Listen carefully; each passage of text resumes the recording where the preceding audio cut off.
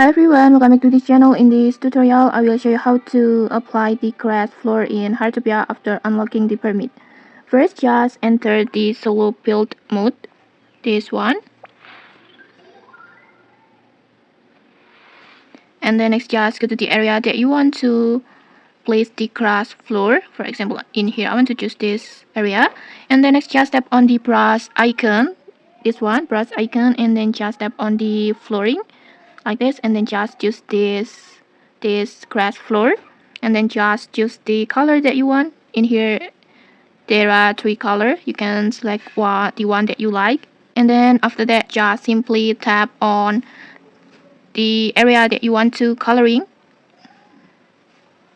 that you want to transform, for example in here, and then just simply tap on checklist, and as you paint, the surface will instantly change into a grass like floor like this, and it will making your build look much more natural and vibrant. And then next you can use this trick for gardens or maybe backyards, outdoor decorations, and many other creative designs for your home. And okay, that's how you can apply the grass floor in Heartopia. If you found this helpful, don't forget to like, comment, and subscribe for more tutorials. Thanks for watching, and see you.